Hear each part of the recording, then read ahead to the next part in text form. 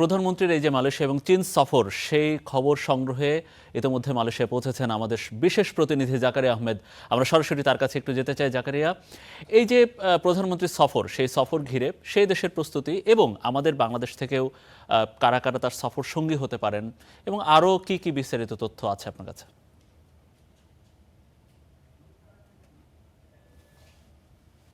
আপনাকে ধন্যবাদ। সত্যিকার অর্থেই বিএনপি সরকার ক্ষমতা আসার পরে ৪ মাস এই সরকারের বয়স হয়ে গেছে। ৪ মাস পর প্রথমবারের মতো প্রধানমন্ত্রী হিসেবে সফরে আসছেন তারেক রহমান।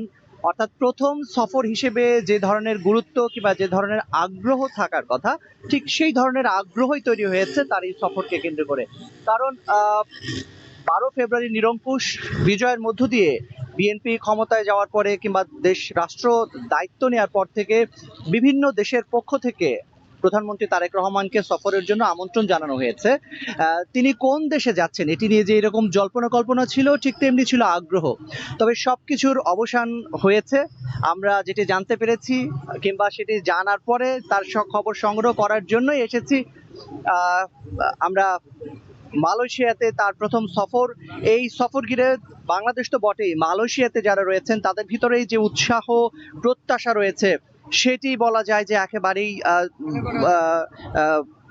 উচ্চতর পর্যায়ে রয়েছে। কারণ ১৯৭৮ সালে বর্তমান প্রধানমন্ত্রীর বাবা শহীদ রাষ্ট্রপতি জিয়াউর রহমানের হাত ধরে যে শ্রম বাজার শুরু হয়েছিল মালয়েশিয়াতে, সেটি ৫ বার বন্ধ হয়ে গেছে নানান কারণে। সবচেয়ে ২০২৪ সালে বাংলাদেশের সবচেয়ে বড় যে কয়েকটি শ্রম বাজার রয়েছে তার একটি হচ্ছে মালয়েশিয়া।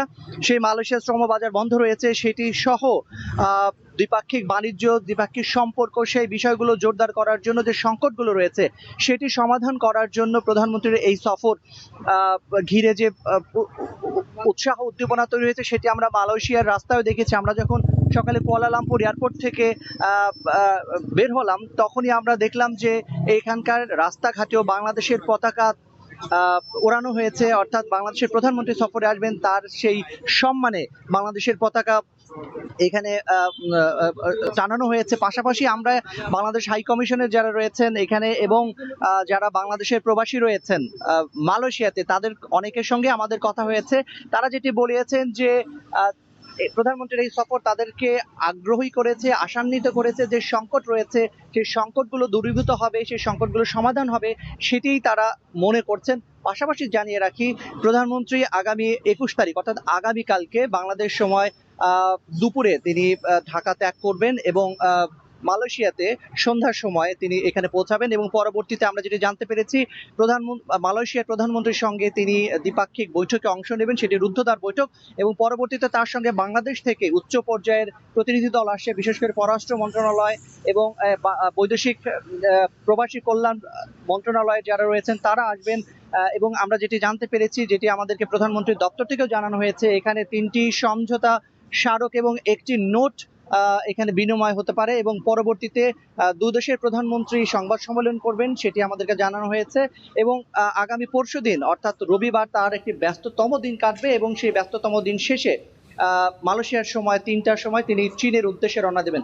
অর্থাৎ প্রধানমন্ত্রী হিসেবে প্রথমবারের মতো তিনি মালয়েশিয়া আসছেন এবং মালয়েশিয়ার পরে তিনি চীনে যাবেন। অবশ্যই তারেক রহমানের জন্য নিশ্চয়ই এটা ঐতিহাসিক সফর, লম্বা সফরের সবকিছু আপনার মাধ্যমে জানবো। অনেক ধন্যবাদ। জাকারিয়া আহমেদ জানাচ্ছিলেন মালয়েশিয়া থেকে।